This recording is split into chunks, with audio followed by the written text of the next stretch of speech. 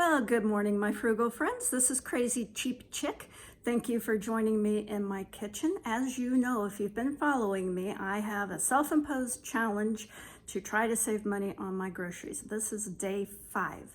But since it's Saturday, I'm not going to run up to the store. My strategy has mostly involved trying to buy food that's on sale or on clearance and build my meals around that. But I don't like to go to the grocery store on the weekends. It's too crowded.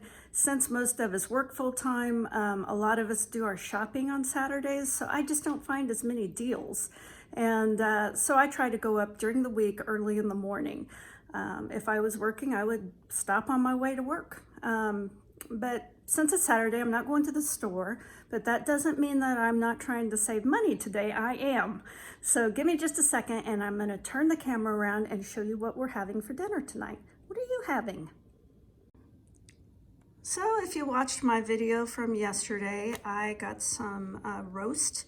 It was not on sale, but it was buy one, get one free, and I bought 2 of them. I always try to get 2 that are almost exactly the same price. And they're going to just take off the cheaper of the 2. So basically I paid $10.94 for 2 roasts. They were each about 1.5 pounds, so about 3 pounds of meat. And I've already got that in the crock pot. And I'm not going to eat all of this tonight. I'm going to have some tonight.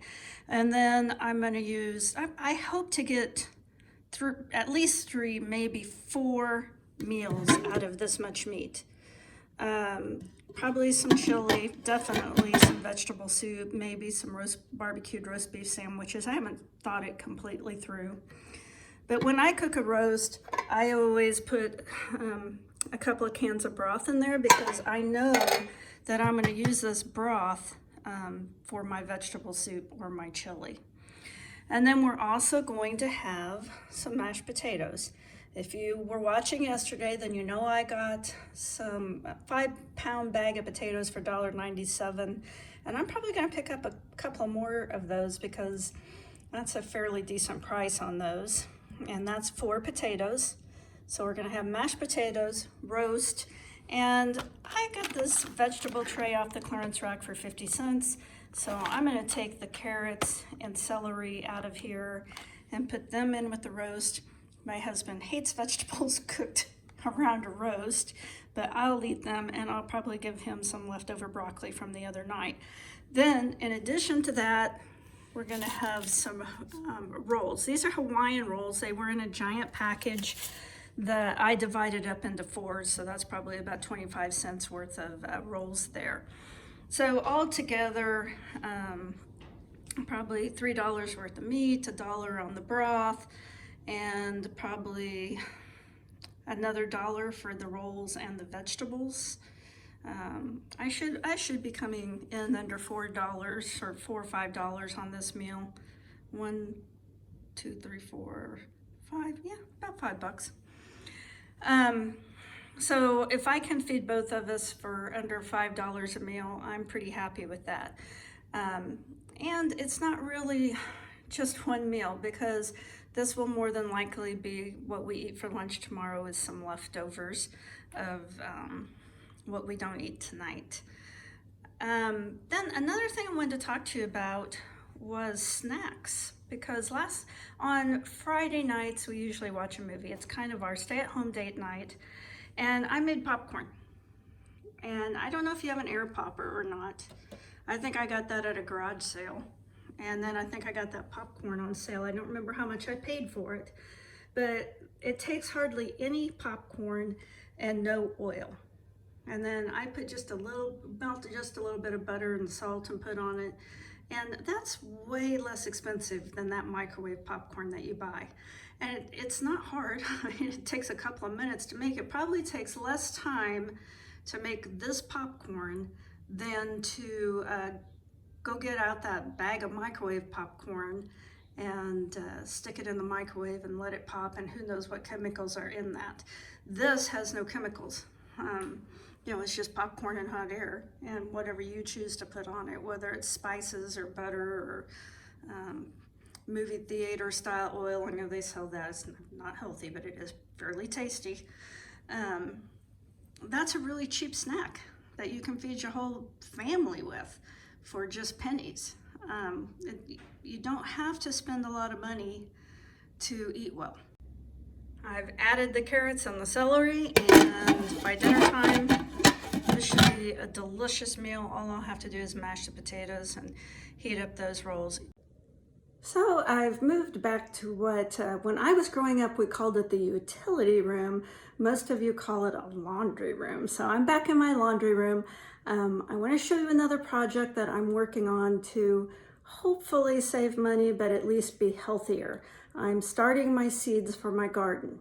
Now, I live on about 5 acres, and I was so excited when we moved out here because we had lived in town, and I didn't have a very large garden space there, and my dream was to have a big garden. Well, the first year that we lived here, I made a huge garden, and it was doing beautifully. I mean, I'll age myself. If you've ever seen a TV show called Green Acres, and one of the main characters was Mr. Douglas, Oliver Wendell Douglas, and he'd been an attorney, and he gave it all up to become a farmer. And if you just Google Mr. Douglas, I want to be a farmer speech, and he talks about watching the seeds sprout out, and it's done to very patriotic music, and it's really funny. But anyway, I loved that show when it was on when I was a kid, and it still makes me laugh now. And so I'm kind of a Mr. Douglas wannabe. I want to grow my own food, not only to save money, because I'm not sure it does save money, to be honest. I can often find vegetables so inexpensive that I think, could I have grown this even for this much money? But food, I think, is going to really keep going up in price. So it may start saving some money if you can at least grow some of your food. And some vegetables are really pretty easy to grow. Tomatoes, zucchini, cucumbers. You can grow those in pots. They're pretty easy plants to grow. Some other things like cauliflower and broccoli, I've had less success with those. But I'm starting a lot of seeds this year because I'm real excited that I'm going to have a garden. Now, the first year I was out here, I had this beautiful garden. It looked great. I just was so proud of myself. And one night, the deer came in and they ate that garden down to the roots. There was nothing left. And they weren't very subtle about it. Their little deer hoofs were all over it. So I knew who the culprit was. It didn't take a detective. And so I had kind of an I Love Lucy moment where I was like, what? Just really inconsolable over this garden. I was so sad, so depressed. I had put so much work into it. And I was talking to my neighbor, and he's like, you can't grow a garden out here without a fence. Like, you idiot. That part was implied. He didn't say you idiot. It was highly implied, though. And then he walks me over to his garden, and he's got like a 15-foot tall fence. And he told me, I used to have an 8-foot tall fence, and they could jump it no problem. And I don't know if you know this about deer, but deer can jump incredibly high. And so he said the 8-foot fence wasn't even tall enough to keep him out. Well, I will tell you, I watched the animated movie Peter Rabbit with my grandchildren, and I way more identified with Mr. Gregor than I did with Peter Rabbit. All I could think while I was watching this movie is that rabbit is a thief. That rabbit has no idea what goes into growing a garden. Bad rabbit, bad rabbit. So that movie was kind of traumatic for me after my garden experience. But anyway, enough rambling. Let me show you what I'm doing today. Let me turn the camera around 1 second. So I have about 5 flats planted, and I am going to plant 8. Now that's a ton of starts.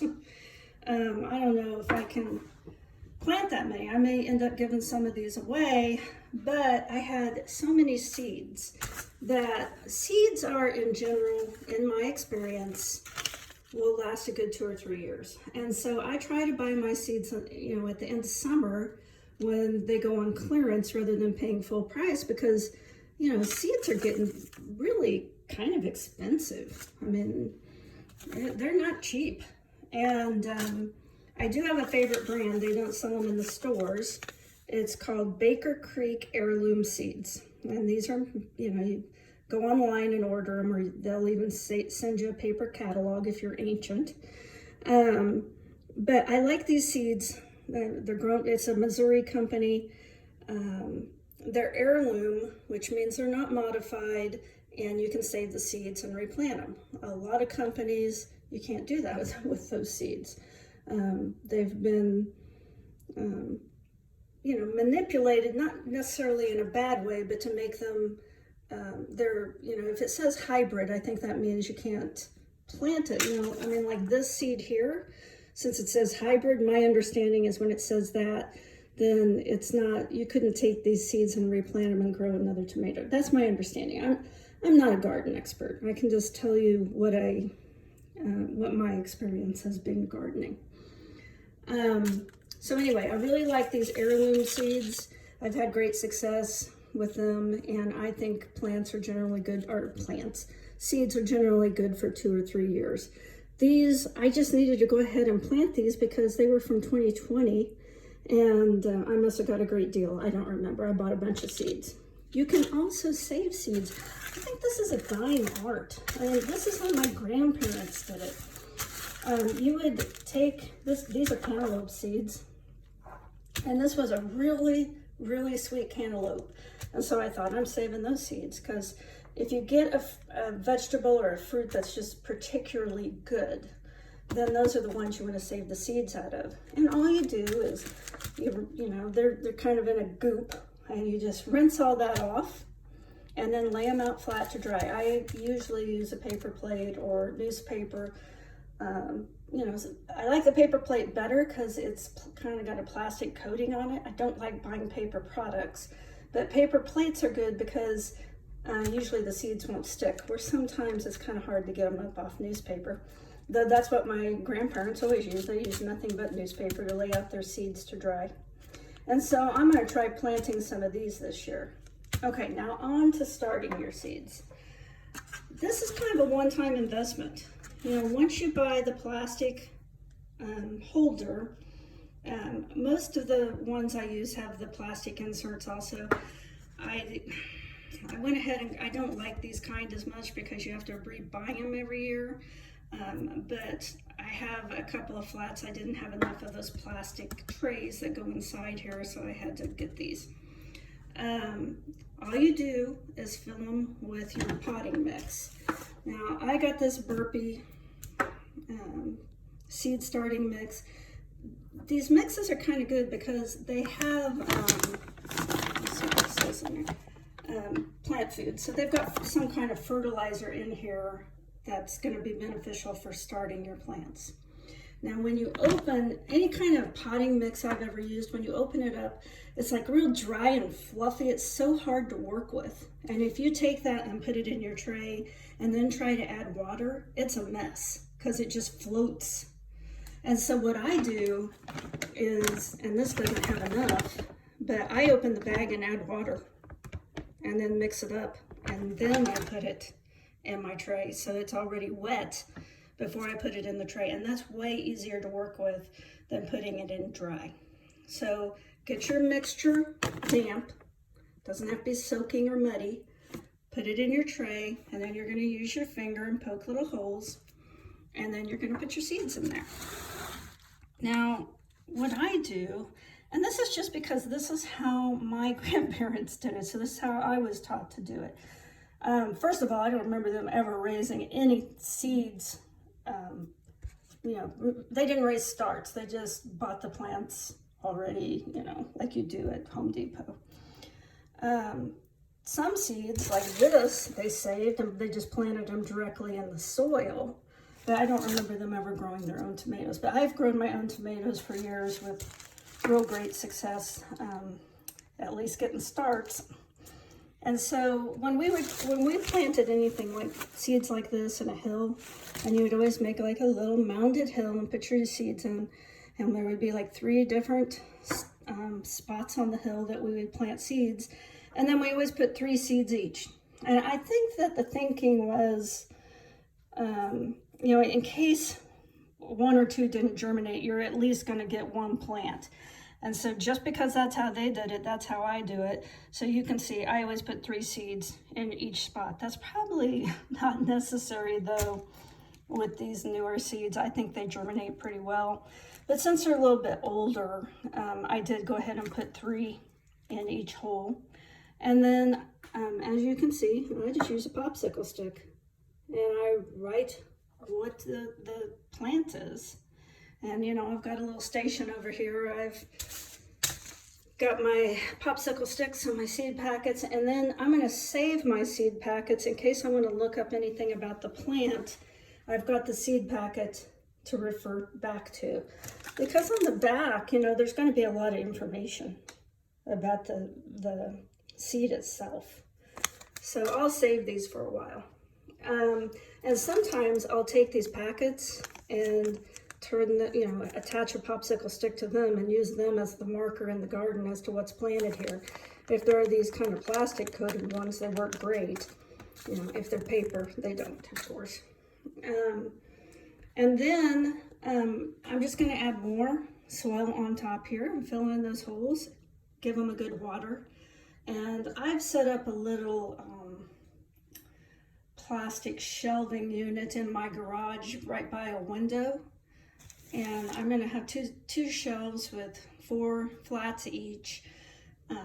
They may not get enough sunlight there, so on really nice days, I'll probably take them outside and set them in the driveway and bring them back in at night. Because what makes the seeds germinate is the soil temperature has to reach a certain amount. You know, I don't know what it is. It's probably different for every seed. But that's why you see in the stores these heating mats that people put under these trays. They're trying to get the soil temperature high enough to make the seed sprout. And I don't want to invest in those mats. I don't even think it's necessary. I'm just going to put them in the window, and on warm days, I'm going to set them on the driveway and bring them in at night. And I'll be honest, planting these seeds and going and watering them every other day, it's almost like a Zen-like activity. It's relaxing. And they've kind of become my little babies, honestly. But I'll show you the progress as I go along. If you keep watching my videos, you'll see how the seeds do. One year, I made a terrible mistake. I took my seeds outside to get some sun, but I had put the shelf on a rolling rack, and the wind came along and blew it over, and I lost everything. So you learn as you go. You know, we learn by listening to others, but we also learn by making mistakes. And don't beat yourself up when you make a mistake. I mean, it's just part of the learning process. And if you want to grow a garden, you got to start somewhere. And I just encourage you to try. I think it's probably easier than you think. You're going to have years where you have more vegetables than you know what to do with. You'll be trying to unlock cars so you can put zucchini in them, because you have so much you can't get rid of it. And then there'll be years where you get, you know, an infestation of some bug that hardly anything grows, or it'll be a drought or too much rain. I mean, there is some skill involved in gardening, but there's also a lot of just things that are out of our control when you're gardening. You can water and you can do things like that, but you can't, you know, if you have 110 days in a row of 110 degree heat, because I've had that happen. I don't care how much you water, it's hard to keep seeds alive. Same thing if you have way too much rain. If you have flooding rains, really hard. So not every year is going to be a banner year, but usually you'll get enough to feed your family, at least, if not can. And if you have a really big garden and you can, which is one thing that I'm hoping I can do this year, I don't know. That's a lot of work though. Then you can really start saving some money. These are becoming lost skills that we need to teach our kids, I think. What do you think? What do you think about gardening? Do you think it saves money? Do you think it doesn't save money? What tips can you give me? What's been successful? This isn't a one-way street. I'm seeking advice, not just giving it. So help a girl out. Help a girl out, frugal friends.